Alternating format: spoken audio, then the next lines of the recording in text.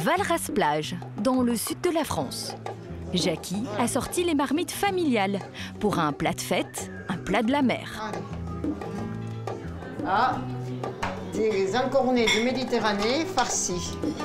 Aujourd'hui, son mari Francis a 84 ans. Et tous les deux des encornets, ils en ont vendu des tonnes. Avec-moi, Paul, ma chérie. Paul. Bonne fête, ma chérie. C'est ça, ton mari. Allez, Chin à tes 45 ans, hein, on traite tous? Non, 48. 48. Ah, 48, je prends le verre, hein? 49. Allez, tout le monde? Je me perds. Alors, la mienne, Francis et Jackie Barba étaient poissonniers pendant plus de 40 ans. Une passion qu'ils ont transmise à leurs deux enfants, Lucien, leur aîné, et Henri, le cadet. Ça, c'est le péché mignon des Barbas. Ah, le thon, chez nous, on l'aime, hein, et ça a toujours été une grosse activité dans la famille. D'ailleurs, je vais vous faire une confidence. Comment on nous appelait Henri? Ah oui, les thons. Ah oui, les frères thons. Voilà. Gros thon et petit thon. Gros thon et petit thon. T'as mis 2 par assiette ou quoi? Lucien et Henri aussi ont communiqué leur amour du poisson. D'abord à leurs femmes, qui travaillent avec eux. Bon appétit. Allez, bon appétit, hein? Bon appétit. Puis à tous leurs enfants qui ont rejoint le business familial. D'un bout à l'autre de la table, ils sont 10 à faire carrière dans le poisson. Un petit empire qui pèse plus de 30 millions d'euros de chiffre d'affaires.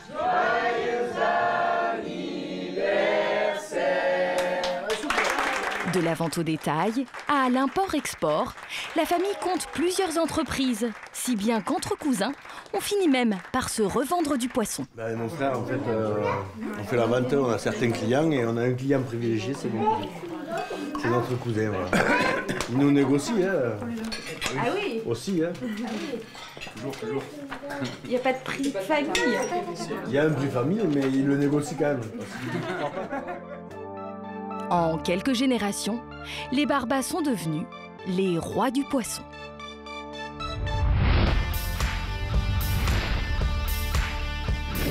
Lucien, Henri, deux fils totalement différents et deux stratégies distinctes pour propulser le business de leurs parents. Lucien, l'aîné, et sa femme Valérie, les bons vivants, ont hérité du petit business local. Avec leurs enfants, Sabine et Bernard, ils gèrent aujourd'hui 2 poissonneries, approvisionnent toute une région en produits de la mer Chaud de vague. et ont inventé un concept de restauration 100% poisson. Moi, je suis un marchand de poissons, voilà. Et ça, c'est son domaine, hein. Elle l'a voulu, elle assume. Alors c'est pour ça que tu me laisses tranquille. Henri et Daniel, le business couple, ont hérité de la vente en gros à échelle nationale. Avec leurs 2 fils, Hervé et Benoît, ils ont conquis le monde. Ahora en tiempo somos a 4 cajas por minuto, por ejemplo. Aujourd'hui, ils sont à la tête d'une multinationale du poisson. How are you? Good. De génération en génération, les Barbas visent toujours plus haut et veulent marquer de leur empreinte l'histoire familiale. Une success story dont voici les secrets.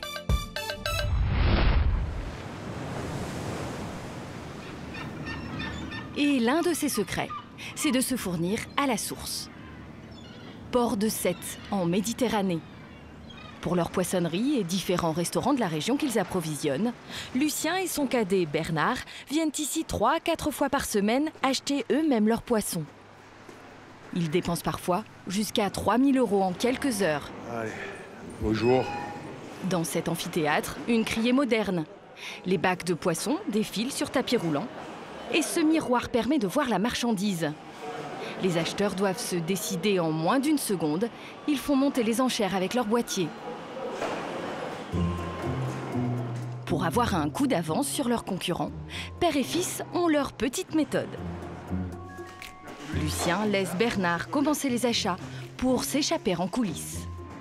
Il va repérer les bonnes affaires directement à l'arrivée des bateaux. On va voir un peu ce qui débarque.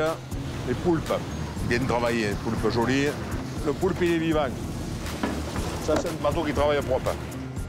Comme il connaît tout le monde, Lucien a quelques privilèges. Il peut aller fouiller dans les cales, dénicher les perles rares.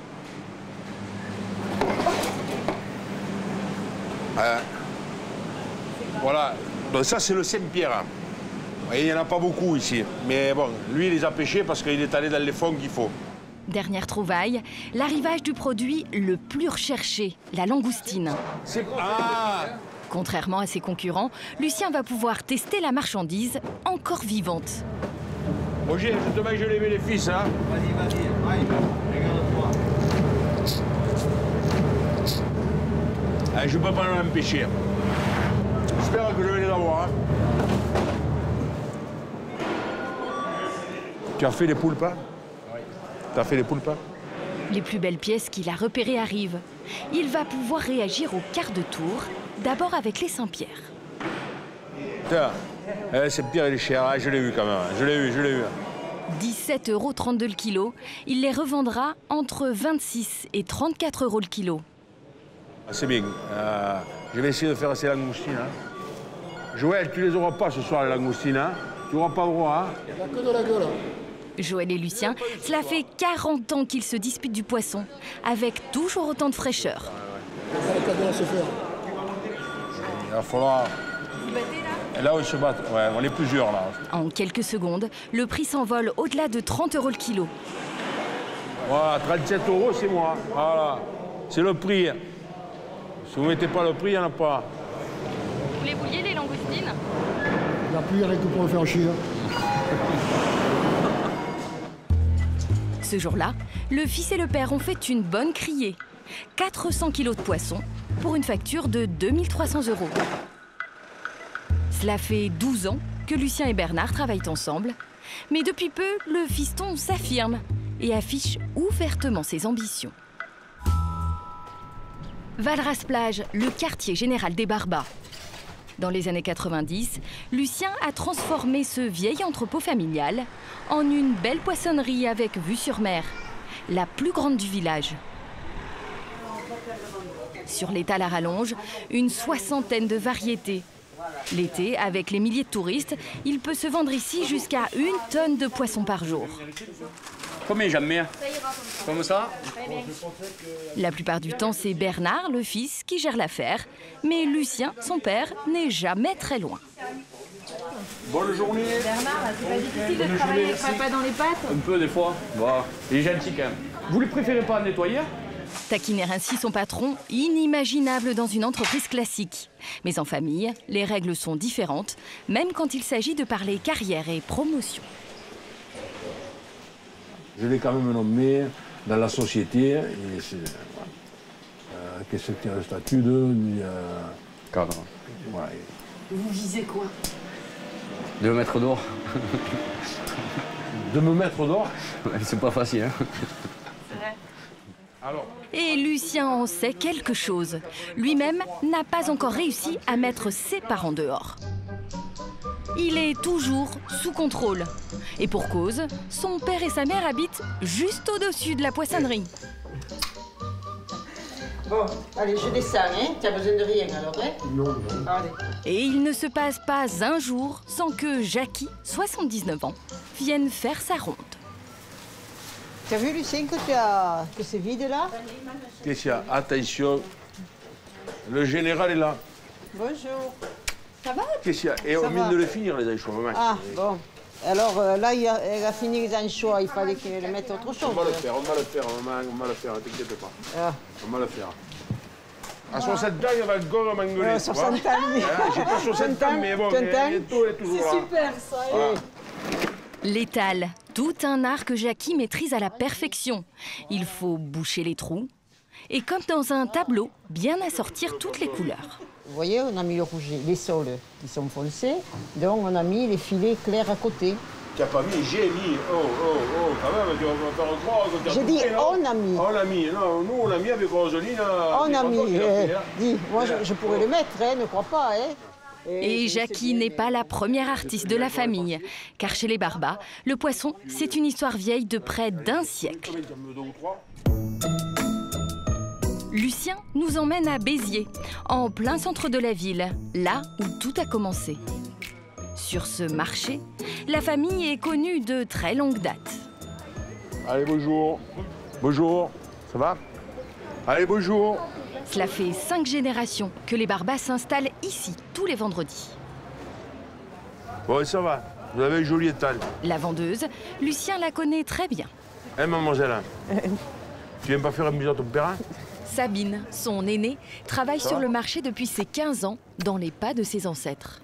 Bon, ma fille, alors, vous voyez ce platane-là, je reviens, c'est le premier emplacement qu'a eu mon arrière-grand-mère Pascaline. La première, là, voilà. Cette Italienne, immigrée en France en 1918, était une femme de caractère. Elle est arrivée à se faire une place sur ce marché qui, à l'époque, était spécialisé et ne vendait que de la volaille. C'est elle, si vous voulez, qui a été le précurseur. Au départ, ils avaient le droit de rentrer à 11 h avec la poussette pour vendre un peu de poisson. Et après, elle a eu un étal et ainsi de suite. Voilà. Et jamais vous n'avez cédé? Et tout le temps. Donc, il y a eu mon arrière-grand-mère, après mes grands-parents, mes parents, nous. Allez, 4,90 €, regardez, c'est pas cher, c'est cadeau. Ah ouais, c'est pas cher, c'est... Aujourd'hui, le marché ne rapporte plus beaucoup d'argent, mais les Barbas sont toujours là, au moins pour le symbole et le plaisir de Sabine. Les marchés, c'est le top. On est mieux là que dans un bureau. Bon, allez, je m'emmenais, hein. De bonnes racines. C'est peut-être le secret de la croissance des Barbas. Et dans la famille, il y en a un qui n'en finit plus de grandir. Henri, le petit frère de Lucien. Son camp de base, Frontignan, à une demi-heure de Béziers. Avec sa femme, ils ont transformé la petite affaire familiale de revente de poissons en une multinationale des produits de la mer. Ils achètent leurs marchandises dans le monde entier. Ça, c'est de l'anchois. Ça, c'est du coulet. Ça, c'est du bar. Donc, ça, c'est la lamelle d'encornet gigas. Des encornets qui proviennent de leur filiale de Barcelone et qui finiront dans les rayons de Carrefour, Intermarché ou Casino. Et les grandes surfaces ne sont pas leurs seuls clients. Ils servent aussi des grossistes de poissonnerie, des chaînes de restauration.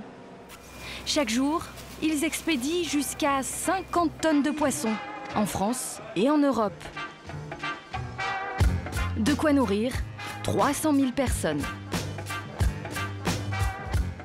Depuis 5 ans, la croissance est exceptionnelle, plus 15% par an. Du coup, Henri et sa femme embauchent à tour de bras. Donc, Christophe Mirador, notre nouveau directeur financier qui est là depuis maintenant 8 mois. Nora qui est là depuis un petit mois, qui est à l'administration des ventes. Isabelle qui vient d'arriver, qui est contrôleuse de gestion, qui est là depuis 3 semaines maintenant. Aujourd'hui, ils sont 55 employés contre 40 il y a 2 ans.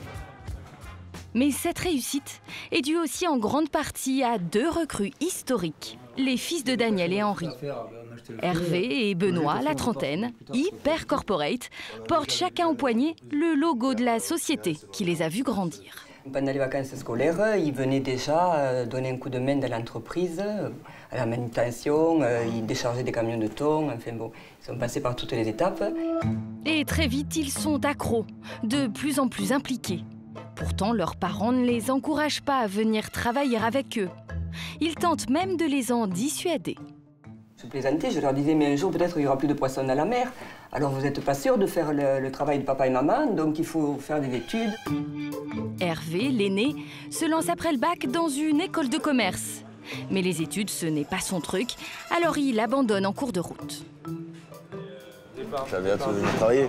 C'est quand on commence à goûter au business, voilà, à la relation avec les clients, les fournisseurs, travailler le produit, c'était absolument, c'était trop bon, quoi. Et du coup, à un moment donné, c'est trop loin la théorie du terrain. Plus tard, il y en aura plus tard. Quant à Benoît, le cadet, il rejoint la société à 18 ans après un BEP comptabilité. Allez, ben tant pis, vous n'avez pas faim. Propulsé par son père, les clients, eux, ne lui font aucun cadeau. C'est sûr que des fois, on rentrait à la maison avec les larmes aux yeux. Ouais, non, parce que quand on se fait traiter de tous les noms par des clients super importants de la société à 18 ans, Des insultes, bande d'enfoirés, vous m'avez mis que de la merde, je vous achèterai plus. Si ça continue comme ça, moi je veux plus bosser avec vous, je vais appeler vos concurrents. Tu l'as fait exprès, t'es qu'un petit con, de toute façon, je te l'avais dit, t'as aucune compétence. Quand tu démarres dans le métier, c'est pas la meilleure chose que t'as mis dans ta main. Mais bon, après ça forme. Ça forme. Maintenant, les deux frères sont co-directeurs de la société. Ils gèrent tous les achats et les ventes de poissons, avec une équipe d'une dizaine de commerciaux. Bah ouais, tu veux pas de la carpe? Dis-moi, un peu de cendre, t'en ai mis 10 caisses de côté. Pour survivre dans ce secteur hyper concurrentiel, il faut sans cesse se démarquer. Et la famille a pris une longueur d'avance grâce à un produit haut de gamme, leur produit phare, qui représente un tiers de leurs ventes. Pour le découvrir, il faut s'équiper. Combinaison de ski, bottes avec semelles isolantes. Pas qu'il y ait les pieds gèles, oui, bien sûr. Une sorte d'expédition polaire qui commence dans un congélateur traditionnel réglé à moins 25 degrés. On est où là ? Là, on est dans la moins 25 et on va passer à la moins 60. Moins 60 degrés, une température extrême. Un mode de conservation qu'ils ont été les premiers à mettre en place en France. Ça c'est le conteneur qu'on a reçu la semaine dernière, hein? Voilà, semaine dernière, ouais. J'ai pas eu le temps de le voir. Ce stockage à moins 60, c'est la condition de la qualité. S'il n'y a pas le moins 60, on a du mal à maintenir toutes les qualités gustatives du poisson. Dans ce carton, leur trésor. Des longes de thon des mers d'Asie, surgelés à moins 60 degrés, 1 heure à peine après leur pêche. Qu'est-ce que vous faites là? Bon, là, c'est mon bébé, donc il faut quand même que je le regarde. Ça se caresse, un beau poisson. Henri est allé chercher cette méthode chez les Japonais qui raffolent du poisson cru. Or, une fois décongelé, ce thon dit sashimi, ce serait comme de l'ultra frais. Sitôt qu'on le décongèle, on dirait que le poisson vient d'être pêché, qu'il a 1 heure de pêche, quoi. Voilà tout simplement l'explication de l'intérêt de la congélation à très basse température. Pour marquer eux aussi de leur empreinte l'entreprise familiale, les fistons d'Henri vont multiplier les coups de génie. C'est ce que je voulais voir justement. Par exemple, ils ont importé le concept japonais du saku. Cette découpe rectangulaire du thon permet de préparer des sushis. Il suffit de découper des lamelles. Encore mieux, ils ont eu l'idée de vendre leurs longes dans ces barquettes. Ça n'a l'air de rien, mais ce conditionnement qu'ils ont été les premiers à proposer fait un carton chez leurs clients. Au tout départ, on le vendait emballé dans du papier sulfurisé, comme on peut retrouver chez le boucher. Et aujourd'hui, on a réussi à développer la technique de la barquette. Ça permet une meilleure conservation du produit, une facilité de manipulation, puisque la barquette est assez rigide. Elle se stocke facilement dans les frigos des restaurateurs. Le thon moins 60 est devenu le produit le plus rentable de la société. Sur 2 barquettes de poids identiques, vendues en supermarché, il gagne 5 à 10 centimes d'euros quand il s'agit d'anneaux de calamar. De 15 à 30 centimes sur le thon moins 60, soit une marge 3 fois plus importante. Des innovations qui ont boosté l'affaire familiale. En moins de 5 ans, le chiffre d'affaires a doublé, atteignant 30 millions d'euros en 2015. Mais les deux frères ne comptent pas en rester là. Pour doper les ventes de leur thon sashimi, ils ont une arme très efficace, une superbe vitrine pour leurs produits. En plein cœur de Paris, Hervé et Benoît sont attendus par un cuisinier de renom. Yves Cantbord. Ça va ? Star des fourneaux, le chef a rencontré il y a près de 20 ans le père et l'oncle d'Hervé et Benoît, grâce à une passion commune, le rugby. Et depuis, la famille le fournit en poisson. Tu le connais celui-là, non? Ouais, il me dit quelque chose. Surtout surtout cet homme-là. Pourquoi? C'est la famille, ça. C'est qui? Ça, c'est notre arrière-grand-père. Ton arrière-grand-père? Yves Cantbord leur achète du thon moins 60 toutes les semaines. Et pourtant, au départ, ce n'était pas gagné. Tu vas prendre de l'oxygène, ça va venir. C'est vrai que quand ils m'ont dit faire du thon congelé, j'ai dit ça va pas, non? J'ai dit non. C'est à l'opposé de ma culture, travailler un produit congelé. Ah, on l'évite à 99% de permanence. Par amitié pour la famille, il fait quand même un test et change d'avis. D'accord, regarde. Quand tu vois ça, j'ai rien fait. La coloration s'est fait toute seule. T'as un mauvais poisson, faut que tu batailles pour arriver à le colorer. L'ami Cantboard joue désormais les ambassadeurs du thon Barba. Un argument de vente à très gros potentiel pour les affaires d'Hervé et Benoît. Là, c'est une toute petite mousse de yuzu. Il suscite la curiosité de quelques clients aussi. Il y a des clients parfois qui nous disent non, moi j'ai l'habitude de travailler du frais, je fais que du frais. Que tu sais que Yves Cantboard, chez lui, il travaille ce produit-là, le sashimi, le moins 60. Ah bon, c'est vrai, bon, mais donne-moi-le, je vais essayer. Et 2 semaines après, moi, je ne veux plus que ce produit maintenant. Mais c'est vrai que ça nous a aidé aussi. Hein. On va la prendre en photo. Ouais, j'allais dire, moi aussi, je vais la prendre. J'ai l'habitude de la voir comme ça. En échange de cette bonne pub, et parce qu'il leur achète en direct, le chef paye le thon au prix de gros, entre 15 et 25 € le kilo, selon les arrivages. Go. Pour proposer ce thon moins 60, il faut d'abord le dénicher, et ce n'est pas facile. Dans quelques jours, ils vont partir à la recherche de leurs précieuses matières premières à l'autre bout du monde. En attendant, du côté de Lucien, leur oncle, on n'est pas en reste niveau créativité.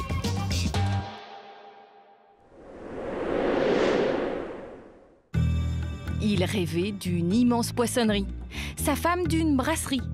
Alors ils ont créé cette immense poissonnerie-brasserie à Béziers. Chaud de vague. Ici, Lucien joue les maîtres d'hôtel. Aujourd'hui, alors le merlu, façon Bilbao, ce que j'aime. Régalez-vous, bon appétit. 2 étages, plus de 200 couverts. Et au menu, que du frais. Pas de poisson d'élevage ni de surgelé. Lucien vous sert du merlu, des langoustines, des Saint-Jacques. La formule de base commence à 20 €, mais ça peut grimper très vite avec les plateaux de fruits de mer préparés par le fiston Bernard. Voilà le 2e étage de notre fusée. 125 €, la gourmandise. Elle est beau, hein? Bon appétit, hein? Merci. Eh ben dis donc, ça va pas faire trop. Bah non, ça se mange sans faim, ça. Pendant qu'ils déjeunent, d'autres font leurs courses juste à côté. 900 mètres carrés dédiés à la mer et ses merveilles. Un choix démentiel. C'est l'une des plus grandes poissonneries de France. Qu'est-ce que vous avez mis? Il y a des belles pièces, hein?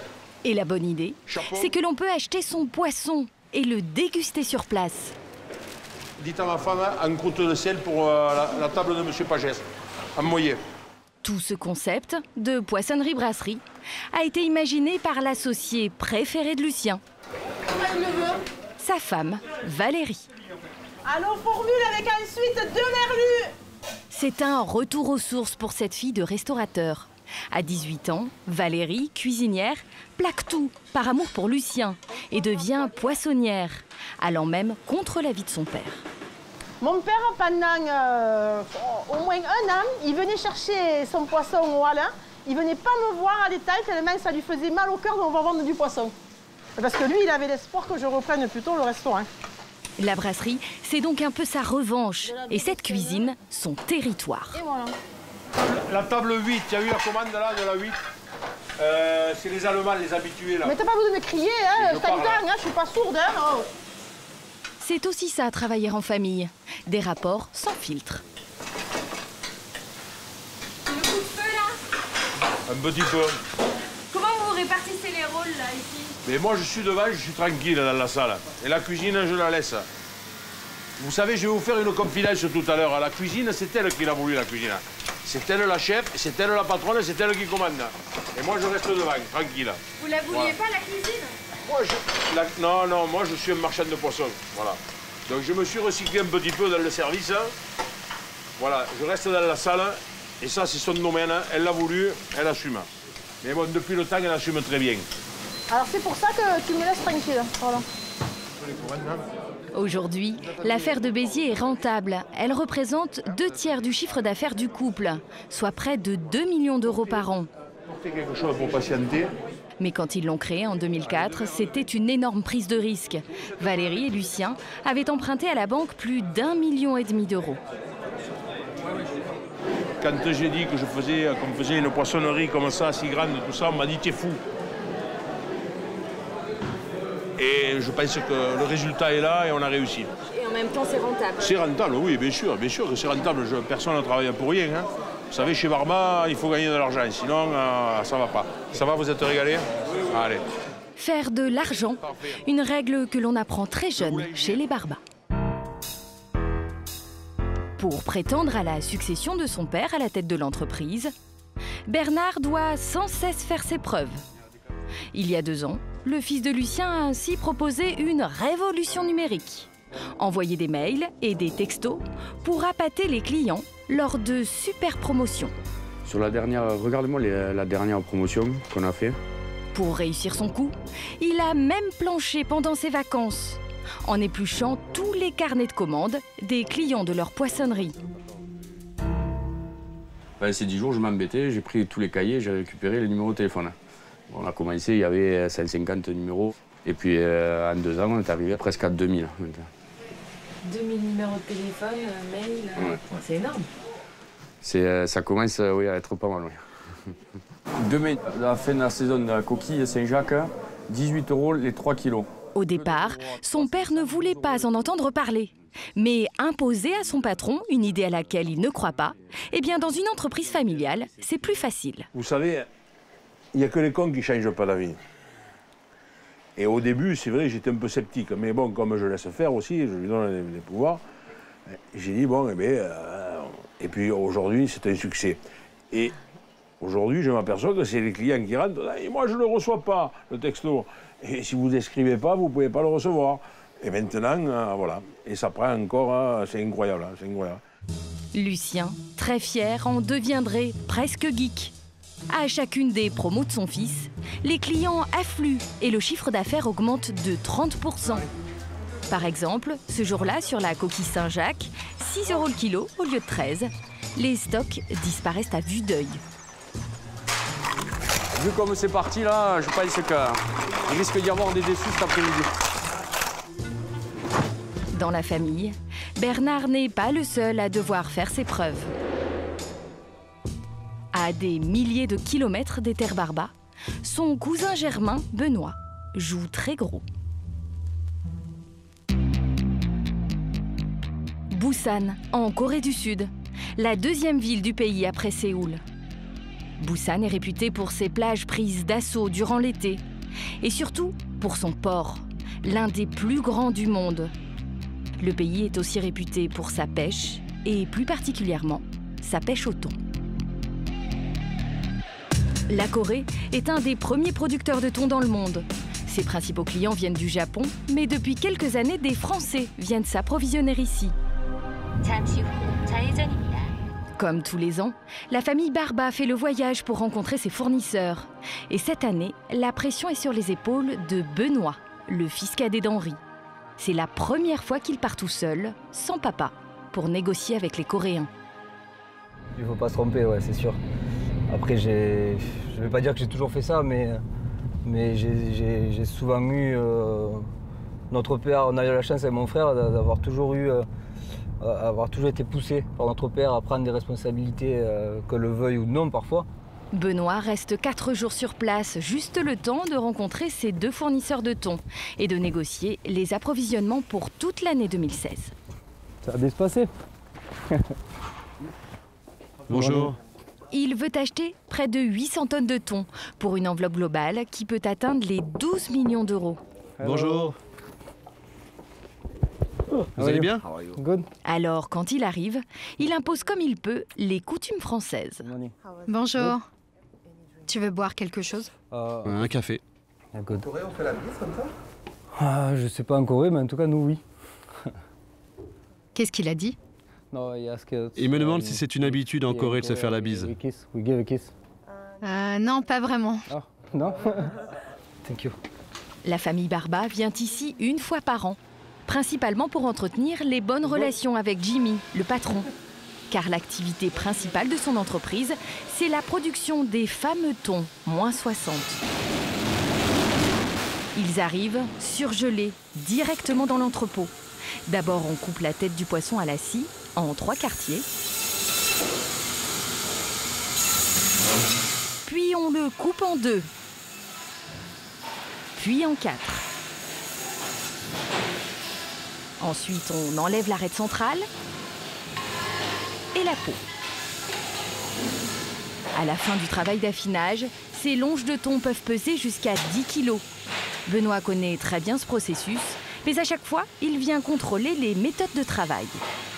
Ça nous permet, nous, de voir que les équipes ne changent pas tellement. C'est important pour la stabilité d'une société d'essayer d'avoir le moins possible de turnover. Et ils n'en ont pas beaucoup, donc c'est bien. Avant de négocier les prix, il veut faire une dernière vérification. Il veut des longes sans aucun défaut. Or, il a un petit doute sur une partie de la marchandise qui va lui être livrée. Celle-ci? Non, plutôt celui-là. Il y a des parties rouges et marron. J'aimerais juste examiner la chair. Venez, venez. Il n'y a pas de problème. Venez voir. Pour vérifier, ils ont découpé ce steak qu'ils vont examiner. Merci, thank you. Là, on peut voir, on voit mieux la chair. Là. On peut la toucher aussi. On sent que la chair, elle est ferme, elle est douce, elle est agréable au toucher. J'ai eu un doute, mais bon, c'est parfait. Reste maintenant à négocier avec Jimmy les volumes et les prix. Par contre, là, monsieur, vous n'êtes pas invité.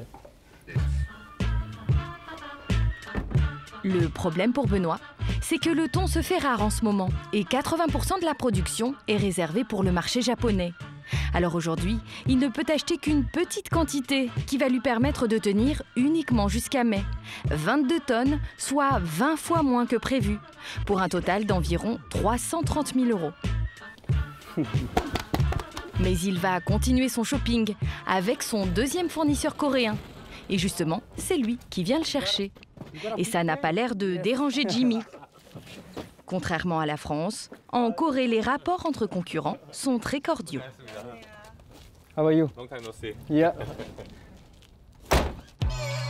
Cette fois, les négociations commenceront autour d'un repas dans ce salon privé d'un grand hôtel. Et au menu, un peu d'originalité, pas de poisson, mais du bœuf. Si vous voulez, prenez une fourchette. Les courgettes? J'adore les courgettes. Non, non, je vous dis, prenez une fourchette. Ah, une fourchette? Non, non, je suis en Corée ici. Je veux faire comme vous. Mais pour Benoît, le problème reste le même. Ces producteurs de thon non plus n'ont pas de gros volume à proposer. À eux aussi, il ne leur prendra cette fois que 22 tonnes et au même prix. De trop petites quantités pour l'entreprise Barba. La famille devra certainement revenir en Corée afin de trouver de nouveaux fournisseurs. Pendant ce temps-là, en France, les parents de Benoît préparent l'avenir du clan Barba. Henri et Daniel sont devenus propriétaires de cet immense terrain idéalement situé à Béziers. Et on va rentrer par où? On arrivera par là-bas. Leur projet est d'y installer la toute nouvelle entreprise Barba d'ici janvier 2017. Une usine de 6000 m² plus 1000 m² de bureaux, le double de la superficie de leurs locaux actuels. Coût total, 8 millions d'euros. Avec possibilité d'agrandir de ce côté et de ce côté. C'est les zones espace vert et qui avec réserve de terrain pour agrandir. Vous pensez déjà agrandir, Henri? Avec Hervé et Benoît, vous savez, ça va vite. Il faut prévoir. Un jour, ils céderont totalement l'entreprise à leur fils, qui selon nos estimations vaudrait aujourd'hui près de 10 millions d'euros. Céder, mais ne jamais vraiment disparaître, c'est ça, une affaire de famille. On est sur le même bateau tous les quatre et donc on navigue ensemble, quoi. Bon, on peut les taquiner des fois. Dans la conversation, on peut des fois leur dire bon, maintenant, après c'est vous qui verrez. Mais bon, ils savent très bien qu'ils peuvent compter sur nous le temps qu'il faudra.